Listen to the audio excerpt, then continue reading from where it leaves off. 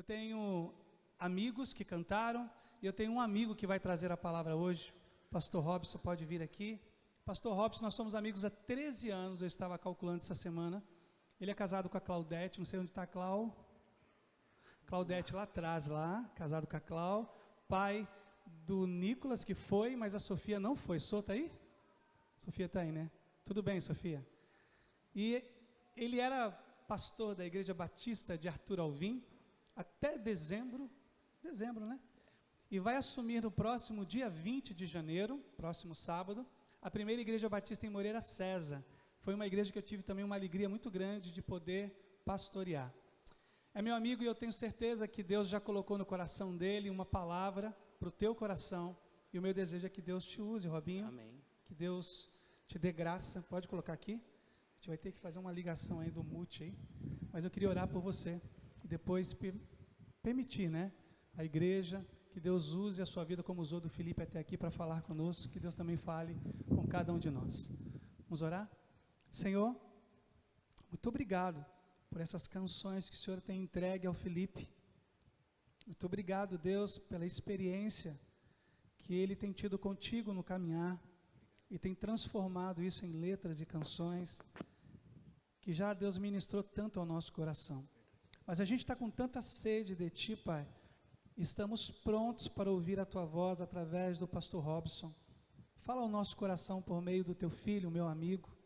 Que aquilo, ó Deus, que o Senhor compartilhou e sussurrou ao coração dele, o Senhor possa falar, ó Deus, por meio dele a cada um de nós, do menor ao maior em idade, e possamos, ó Deus, ser tocados por Tua palavra, ser transformados por ela, para o louvor da Tua glória, em nome de Jesus, amém. Amém. Graça e paz, amados irmãos, coisa boa a gente estar aqui juntos, celebrando, gratidão a meu amigo Marcos Davi. Não sei nem que título dou, porque no ministério anterior, lá em Arthur Alvim, na Zona Leste de São Paulo, ele pregou na minha posse e agora também pregará novamente em Moreira César, marcando esse tempo sempre especial que a gente faz questão de ter pessoas do coração junto, família que está entrelaçada à nossa família. E para mim é alegria, é privilégio, motivo de gratidão a Deus. Irmãos, eu falo rápido, esqueci. Qualquer coisa você faz um sinal de libras para mim. Como é para eu ir devagar? Ok, slow motion, please. Muito bem, irmãos. Nesta alegria de estarmos juntos, quando o Marcos me convidou para falar nesse 29º ano de celebração da organização da igreja, achei interessante conciliar com você o tema desse mês de janeiro, dilemas, com a celebração propriamente dita, buscando convergir a possibilidade de termos dilemas como pessoa física, dilemas pessoais, e dilemas corporativos, dilema como igreja. No 29º ano, é possível que a igreja queira tomar novos caminhos, fazer novas aquisições, alçar novos voos, reconfigurar o seu modo de ser, otimizar, criar uma estrutura complexa que seja simples assim, porque muitas vezes, na verdade, a sofisticação está naquilo que é simples.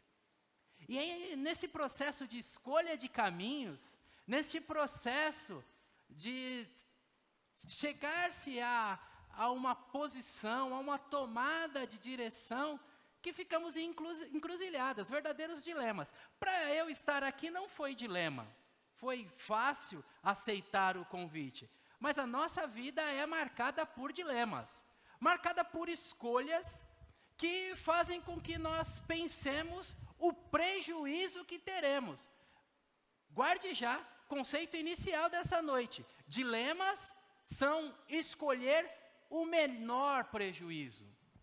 Lá do bairro da onde vim, passei por um dilema de mudar da capital aqui para o vale, a escolha complexa de mover a família, escolha complexa de moradia com as crianças, enfim, são processos de escolha. Mas de onde eu vim? Vamos ver se eu consigo resolver o problema, meu dilema com o controle. Ah, sim! Tinha um supermercado, onde eu tinha um dilema que talvez alguns de vocês já tenham passado por esse dilema. É o dilema de escolher qual fila que eu perco menos tempo. Esse bonequinho vermelho sou eu, para você que não sabe, muito prazer. E nesse processo da fila do mercado, não posso dizer que é o supermercado Extra, posso sofrer um processo porque é específico do supermercado lá do meu antigo bairro. Era sempre um sofrimento, porque a fila do caixa não andava, porque as dificuldades então eram grandes de otimizar o tempo naquele mercado. E naquele mercado era a certeza de perder tempo. Bem, diante dessa situação, dessa condição, dessa dificuldade que é ilustrada nessa animação, podem haver dilemas mais sérios. Pode haver escolhas mais complexas. Escolhas até que você, na verdade, você é surpreendido por elas.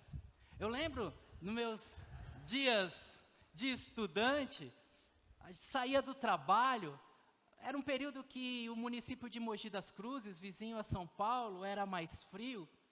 E naqueles dias que a gente saía do serviço e pegava o trem, 50 quilômetros entre o local onde eu estudava e o trabalho, e os recursos eram limitados, mas o sonho era grande, a vontade de alcançar algo era grande. E naqueles dias era comum um dilema: se o dinheiro que eu tinha no bolso, eu comprava uma pipoca ou tirava xerox lá dos manuais, das tabelas, dos itens para os cálculos de Bernoulli, ou seja lá, quem for do Trevisan. Enfim, eu precisava tirar xerox, mas estava com fome, e isso é um dilema. É importante eu destacar esse seu conceito, porque se eu como a pipoca gourmet, tinha uns queijinhos, naquele tempo não chamava pipoca gourmet. Se eu como a pipoca, eu resolvo o meu problema da fome. Mas na aula de engenharia eu não consigo resolver as minhas questões, porque precisava ter algumas xerox, precisava de alguns recursos adicionais. Se eu tiro a xerox, eu fico com fome. Como é que se resolve essa situação? Essa, então, é a raiz do dilema, é a natureza do dilema, é aquilo que faz, então, com que as escolhas sejam complexas. Na Bíblia Sagrada, nós temos uma situação assim, muito mais elevada, muito mais transcendental do que escolher comer pipoca ou não comer pipoca, ou a fila que vai se pegar. Para que nós possamos conhecer essa história, eu preciso que você abra a sua Bíblia no Evangelho de João, capítulo número 7.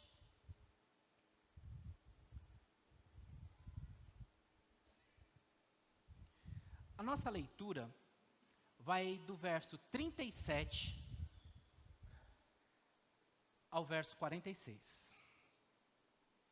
Evangelho de João, capítulo número 7. Terei o cuidado de ler na tradução de vocês, o que permite você me acompanhar e deixar a sua Bíblia aberta para que a Bíblia fale com você. Se você não lembrar do pregador, da fila do mercado Extra, você lembra do texto de João 7. Vai ganhar muito mais. No último dia, o mais importante da festa, Jesus se levantou e disse em alta voz: quem tem sede, venha a mim e beba, pois as Escrituras declaram: rios de água viva brotarão do interior de quem crer em mim.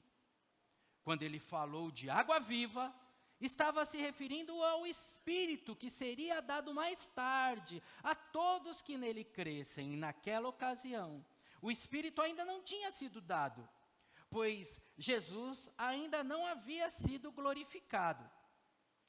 Quando as multidões o ouviram dizer isso, alguns declararam: certamente este homem é o profeta por quem esperávamos. Outros afirmaram: ele é o Cristo. E ainda outros disseram: não é possível, o Cristo virá da Galileia. As Escrituras afirmam claramente que o Cristo nascerá da linhagem real de Davi em Belém, o povoado onde o rei Davi nasceu. Assim, a multidão estava dividida a respeito de Jesus. Alguns queriam que ele fosse preso, mas ninguém pôs as mãos nele. Quando os guardas do templo voltaram sem ter prendido Jesus, os principais sacerdotes e fariseus perguntaram: por que vocês não o trouxeram? E eles responderam: nunca ouvimos alguém falar como ele. Amém, irmãos?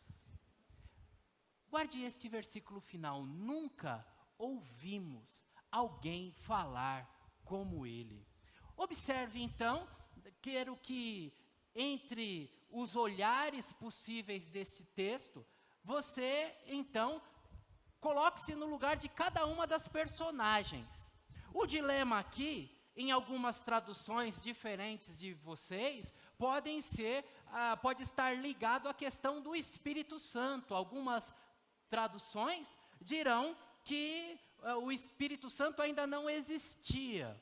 Não é o caso, o Espírito Santo ainda não tinha sido derramado, o que aconteceu no dia de Pentecostes, marcando a inauguração da igreja. Então, não há um dilema com relação a isso. Efésios capítulo 1, versículo 13, deixa claro que todo crente em Cristo Jesus, tendo então o compromisso com Jesus, entregue a sua vida a Jesus, sendo então agora alguém que nasceu de novo, automaticamente é selado pelo Espírito Santo. Não temos um dilema nesta questão. O dilema passa pelos diálogos, pelas relações, pelos caminhos que poderiam se estabelecer nos interlocutores de Jesus, nas interlocuções e também nos observadores. Dilema, por exemplo, dos ouvintes imediatos. Seguimos ou não seguimos esse homem? Dilema dos religiosos que faziam a manutenção do relacionamento com Deus naqueles dias. A festa anual previa que o sacerdote descesse, pegasse num vaso de material nobre, normalmente prata, nos períodos melhores ouro, descesse ao tanque de Siloé, pegasse água, bem, sem cãibra?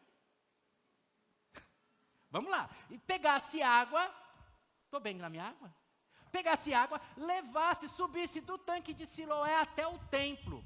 E no templo, no momento da oferta, derramasse então aquela água. Período então que se lia Isaías capítulo 12, Isaías capítulo 58, era recitado por eles, dizendo da fonte da água da vida, a alegria de Israel. Flávio Joséfo, um historiador não cristão, deixa claro que ninguém conhece a alegria sem ter visto o cortejo do povo carregando as águas da fonte de Siloé, porque aquela água era a fonte da satisfação e o orgulho de Israel. Era a água que Deus tinha dedicado ao seu povo, mostrado que seria o povo que descedentaria as nações.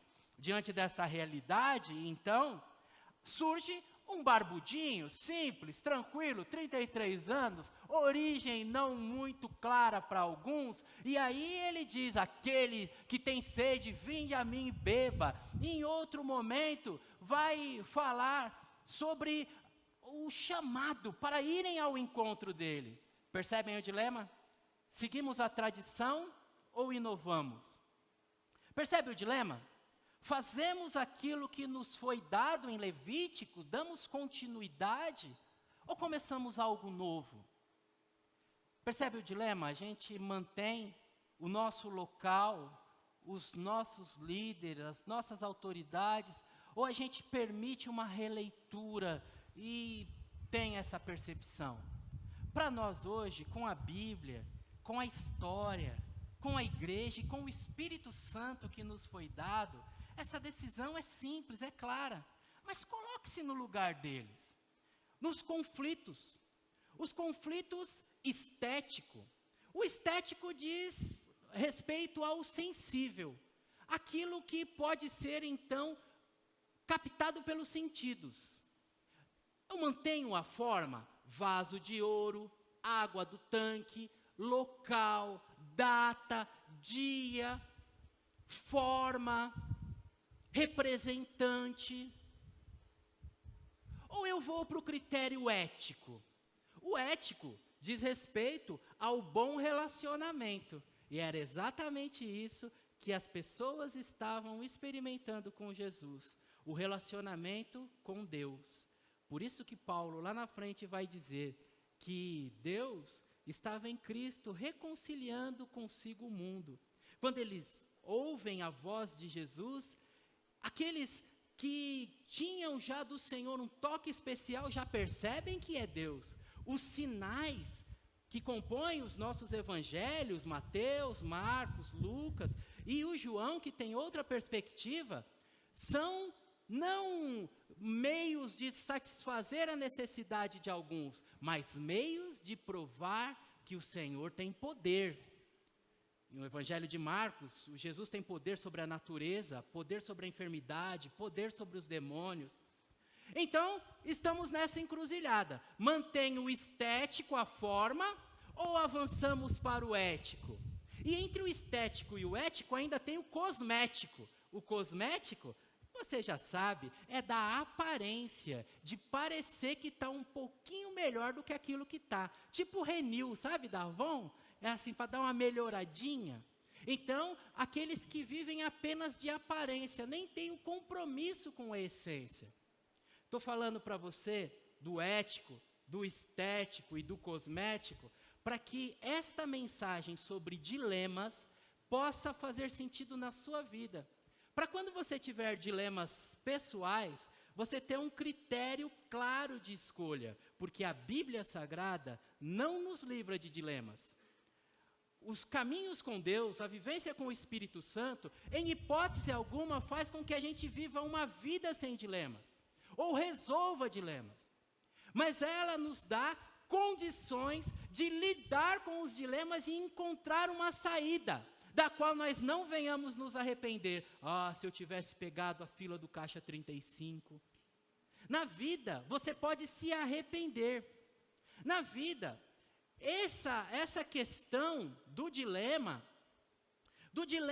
que é escolher entre dois prejuízos, escolher entre duas perdas, para aquele que tem um compromisso com Jesus, aquele que é templo do Espírito Santo, aquele que agora é nascido de Deus, ele consegue viver a condição de superar, de não ficar preso, de não sofrer com os prejuízos. Por isso Jesus fala: se algum de vocês quer vir após mim, tome a sua cruz e siga-me.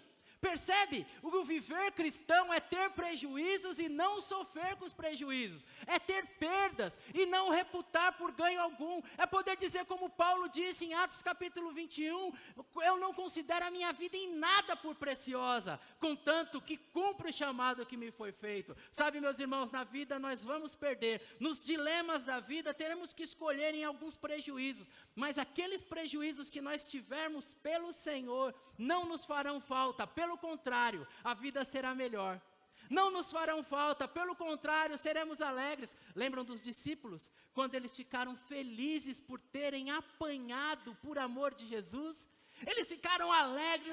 Finalmente, Jesus falou que nós sofreríamos. Estamos sofrendo, nós somos dele. E essa é a minha experiência e a sua experiência, de não ficarmos presos às perdas. O nosso coração não está naquilo que não é prioritário, porque o próprio Jesus disse: onde estiver o seu coração, ali estará o seu tesouro. Ser de Jesus, irmãos, é poder diante dos dilemas, render-se, ser levado como a folha ao vento. Diante das escolhas difíceis, estar submisso ao Senhor e saber que tem o melhor caminho. É ser pessoa sensível à doce voz, quando o futuro vem conversar com o presente e diz que há esperança, você poder ouvir e entender. Ser de Jesus, irmãos, é alguém que está habilitado a lidar com os dilemas, a olhar para as condições que nos são colocadas, a se adaptar aos novos momentos, a contextualizar a vida, a separar o essencial, ético, do aparente, estético. É alguém capaz de viver aquilo que realmente faz sentido, daquilo que é só para os outros verem, cosmético.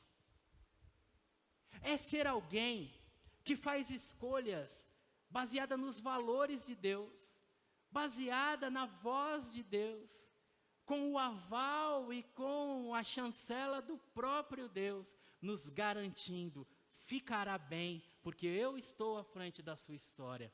Nesta noite, é preciso que você seja de Jesus, para lidar com as questões da vida. É preciso que a sua vida esteja mais nas mãos de Jesus, para viver os dias que estão reservados para você, de maneira particular, e como igreja, os anos que o Senhor reserva para frente para a IBAGE, para que as vitórias continuem, para que o crescimento seja exponencial, para que a influência marque esse município, essa cidade, esse país. Há tempo, irmãos, de começar um avivamento no Brasil, e esse avivamento virá de uma maneira linda, construída com uma história de pessoas que têm suas vidas entrelaçadas, que têm a alegria do convívio, que participam dos diversos momentos de formação, de envio para um novo estudo, de nascimento, de gestação, de perdas, de gente que está chorando com os que choram e se alegrando com os que se alegram. E nessa condição, poder então vivenciar tudo aquilo que o Senhor tem para nós. A grande verdade desta noite é que o Evangelho não nos livra dos dilemas da vida. Não nos livra de escolhas, não nos livra de ficarmos diante de caminhos em que a dificuldade de escolher é grande pela certeza daquilo que se perde, ou pela não tão forte base daquilo que se ganha. A condição de não se conseguir muito bem comparar, porque as questões são de naturezas distintas. Mas o texto desta noite, em que Jesus está ali no 8º dia, a festa durava 7 dias, mas eles fizeram uma extensão da festa, para que no 8º dia tivesse toda uma condição especial. Todos os homens, num raio de 30 quilômetros de Jerusalém, deveriam estar no templo para celebração na festa, que tinha 2 naturezas. Tinha uma natureza histórica, uma natureza de morarem em cabanas e poderem então relembrar o tempo que eram peregrinos e forasteiros. Mas também tinha uma natureza agrícola, tipo festa da pamonha, sabe? Era uma festa ligada às colheitas. Então, naqueles dias, celebrava-se a prosperidade, celebrava-se a intervenção de Deus na história. Por isso, o pegar a água tinha tanto um caráter religioso, da libertação de Israel e da nova vida que a água tinha condição de trazer, da limpeza e da purificação, como também tinha um caráter agrícola, da água, de pedir chuva para as próximas colheitas e de agradecer a Deus porque aquela colheita prosperou. Eu preciso que você entenda isso, porque quando Jesus, naquele dia principal, naquele momento, ele se coloca e ele fala a frase que nós lemos e diz com toda a força: quem tem sede, versículo número 37, venha a mim e beba. É um grito ousado, é um grito desafiador, é um grito que rompe tanto com um sistema econômico, como é um grito que rompe com o sistema religioso. É um grito, então, que aqueles que se alegravam com o estético, se alegravam com o cosmético, com ai, como é bonito o sacerdote, ai, como é bonito ele lá fazendo aquele símbolo.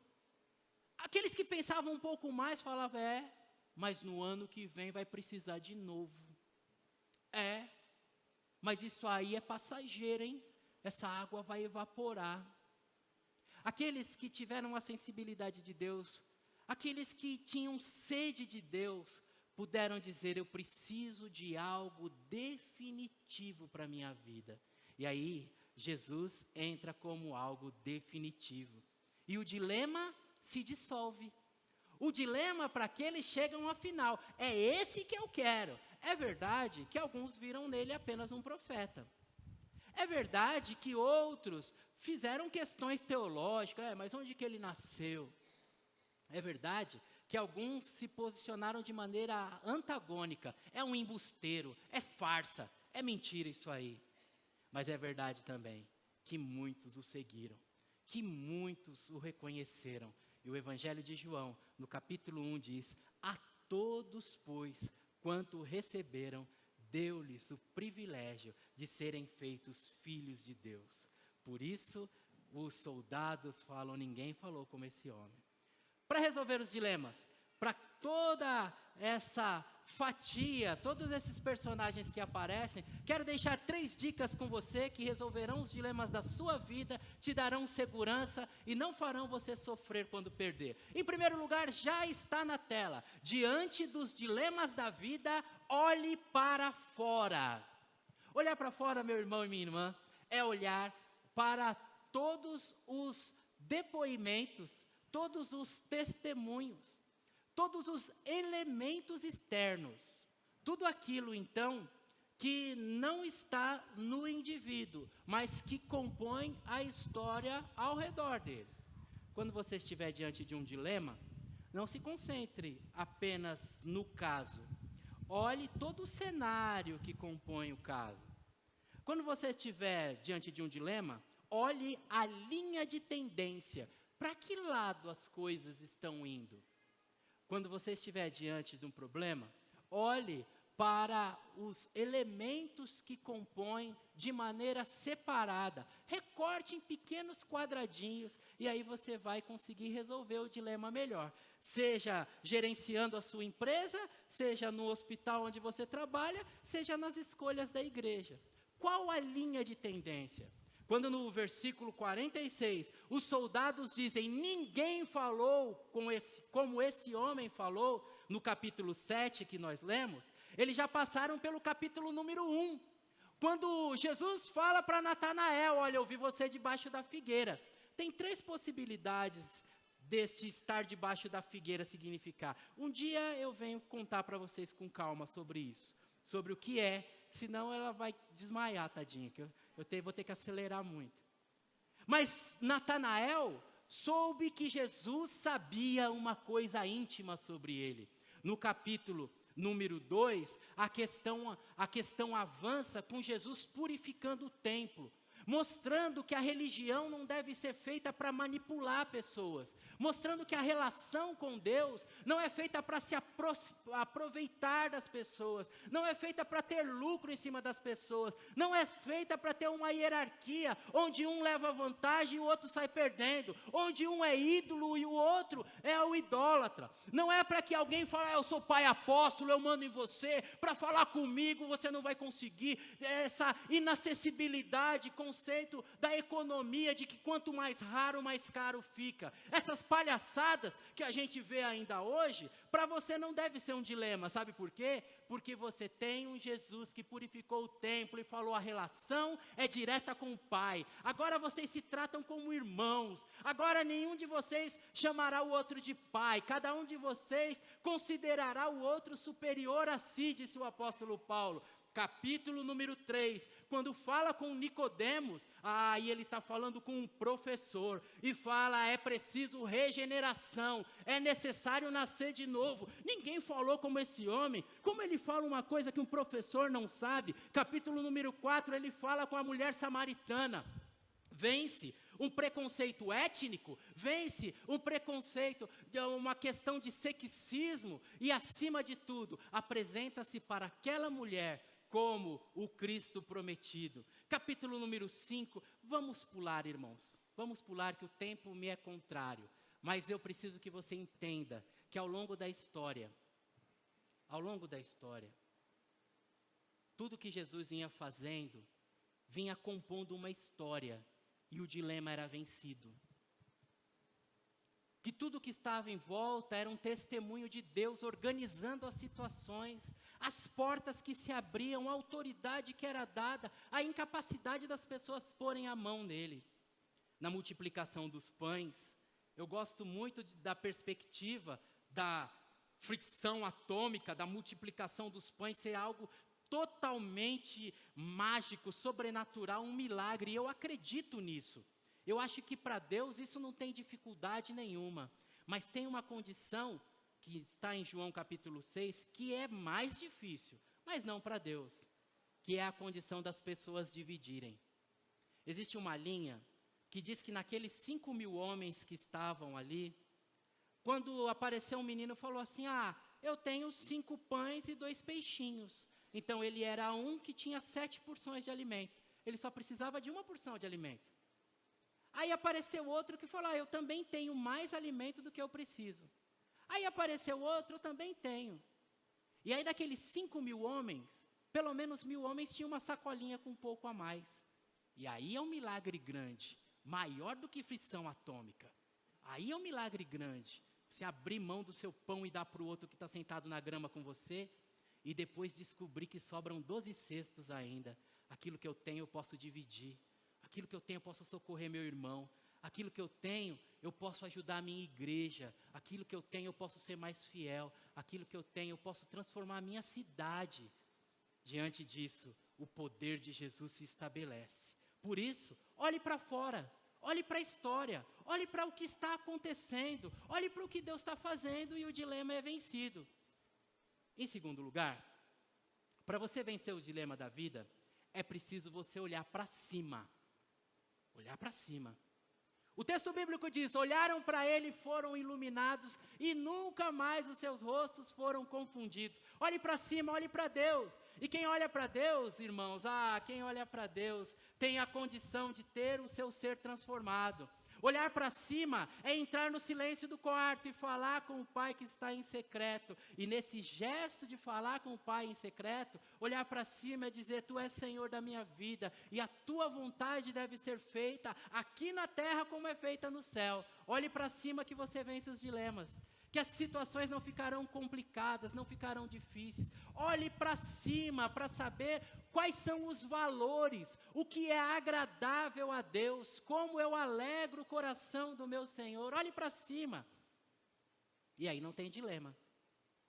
Vamos pensar num dilema bíblico rapidinho, juntos. Está lá um jovem, trabalhador, teve umas dificuldades, ficou na cadeia, sabe como é cadeia, né, irmãos? Fiz o trajeto de Pinda para cá, vim por dentro para cortar a Dutra, que o trânsito estava parado, Tremembé, fiquei olhando lá a prisão, nossa, negócio feio, né? Aquele monte de homem junto. Mas ele sai da prisão, o jovem, hormônios pululantes, arruma um emprego bom, casa nobre, nossa, e a mulher do patrão cheirosinha, e o patrão viaja. E aquela morena fala para aquele jovem, e aí, vamos? Dilema, não é, irmãos? Meu patrão é bom, me deu um emprego para mim, saí da prisão. A patroa está simpática a mim. O que eu faço? É um dilema. Seria a possibilidade de um dilema se aquele jovem que você conhece do livro de Gênesis, José, na casa de Potifar, com aquela mulher que eu suponho que não era Potifeia, se aquele jovem não tivesse uma vida cheia do Espírito Santo, cheia de Deus, seria um dilema. Vou ou não vou? Fica que nem eu na fila do extra. Eu vou para cá, eu vou para cá, eu vou para lá, eu vou para cá. Não, mas como ele tinha Deus, de maneira nenhuma eu pecarei contra o meu Deus. Nos dilemas da vida, busque aquilo que agrada ao Senhor. Nos dilemas da vida, busque aquilo que testemunhe em favor da sua fé. Nos dilemas da vida, busque estar bem com Deus. que por maior que seja o prejuízo, você não sairá perdendo. Por maior que seja a perda, irmãos, eu tive a alegria, já dei esse testemunho em outra oportunidade, quando a igreja era uma fração do que estava aqui, é possível que você não tenha ouvido. Deus me deu o privilégio de ter, depois de concluir engenharia, concluir administração, adquirir uma empresa, começar um trabalho com sócios, e a empresa crescer, ir para a Europa, fazer uma parceria, e voltando da Europa com meus sócios, dizer assim, agora eu vou preparar uma pessoa para ficar no meu lugar, porque eu vou cuidar das coisas de Deus. Ah, irmãos, eles ficaram doidos, não entenderam, não eram crentes, mas eu saí daquela empresa, irmãos. Aí, eu sempre gosto de falar esse testemunho, para que você saiba, que hoje eu ganho 3 vezes menos, trabalho 3 vezes mais, mas sou infinitamente mais feliz. Sabe por quê? Porque fazendo a vontade de Deus, você nunca perde. Faça a vontade de Deus para vencer os dilemas da vida. Olhe para cima, olhando para Cristo, o autor e consumador da nossa fé. Resolvemos as questões, não sofremos pelas perdas, honramos a Deus e Deus nos honra com alegria, saúde, prosperidade e paz. Em terceiro e último lugar, diante dos dilemas da vida, olhe para o lado. Olhar para o lado, irmãos, é entender que nós não estamos sozinhos. Olhar para o lado é entender a canção do Felipe Magalhães. Não é? Olhe para o lado, porque quando Isaías falou que de vocês viria um manancial e seria regado, os jardins seriam regados, nessa condição dita por ele, um jardim não existe para si mesmo, assim como um manancial não existe para si mesmo. Nenhum de nós vive para si mesmo ou morre para si mesmo, irmãos. Rios de água viva fluindo é para matar a sede daqueles que estão em volta. Olhe para o lado. As suas decisões influenciam quem está do lado. Eu sei que diante da fala sedutora do colega de trabalho, eu sei que diante dos diferenciais que podem aparecer de alguém que convive com você, você pode esquecer do seu marido, pode esquecer da sua esposa e pode ficar fascinado, mas olhe para o lado. Dimensione o prejuízo que isso causará na vida do seu filho, na formação da sua filha. Dimensione a possibilidade de você dobrar o problema. Ficar com a mulher antiga e com a nova mulher. Dobrou o problema, ou você acha que a amante vai estar cheirosinha sempre? Não. Olhe para o lado. As suas escolhas influenciam quem está do seu lado. Olhe para o lado. Nesses dias de Lava Jato, a gente vendo homens de cabelo grisalho sendo colocados em camburão. Puxa, que vergonha, hein? Olhar para o meu neto, olhar para o meu filho, e ele descobrir que o conforto que eu dei para ele foi produto de ilícito. Desonrei, envergonhei, e agora eles têm que ouvir os amigos falando, xingando, filho do ladrão. Já pensou, irmãos? Que isso não nos ocorra. Olhe para o lado. As escolhas da sua vida influenciam as outras vidas, para o mal e, na fala de Jesus, para o bem. Eu termino a minha fala pedindo perdão por avançar no horário, dizendo para você que os dilemas, eles são inevitáveis. Que eu e você, de maneira pessoal, enfrentaremos questões, mas com Jesus, com os valores do reino à frente, nós sairemos vencedores dessas questões, teremos a alegria de olhar para trás e saber que não houve prejuízo, teremos a paz no coração que excede todo o entendimento. Os dilemas são inevitáveis para a igreja, ela está crescendo, vivendo novos momentos, mas com os valores do reino, cada novo passo, cada nova conquista, cada mudança de espaço, cada nova aquisição, glorificará o nome do Senhor, abençoará pessoas e fará com que você sinta-se parte desse reino. Eu preciso que você guarde no seu coração, que para vencer os dilemas da vida, você precisa olhar para fora, para a história. Olhar para o alto, que você faz olhando para si mesmo na oração, e olhar para o lado. E assim, os anos que temos pela frente, As experiências que temos para viver serão bem-sucedidas e seremos mais felizes. Vamos orar? Quero que você abaixe sua cabeça por bondade. É possível que você esteja enfrentando um dilema agora. É possível que você esteja no meio de uma situação complexa, desafiadora. E eu, como um teórico aqui falando para você, mesmo contando experiências práticas,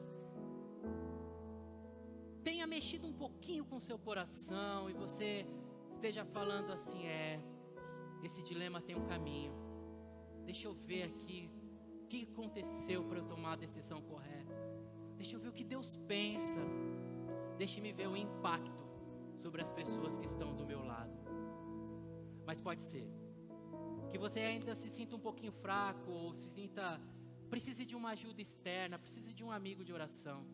Se você está no meio de um dilema nesse momento, seja profissional, seja emocional, familiar, jovens ligados ao estudo, não sabem que carreira escolher. Eu não sei qual o dilema que você pode estar passando, mas no fundo eu vim aqui para orar, para te ajudar em oração. Se você está em meio ao dilema e quer encontrar em Deus força, coragem para fazer o certo, iluminação para sua mente, em nome de Jesus, fique em pé que eu quero muito orar com você, em nome de Jesus. Deus abençoe, Deus abençoe. Deus vai te fortalecer para resolver esse dilema. Deus abençoe. Muitas pessoas vivendo a vida que é feita de dilemas.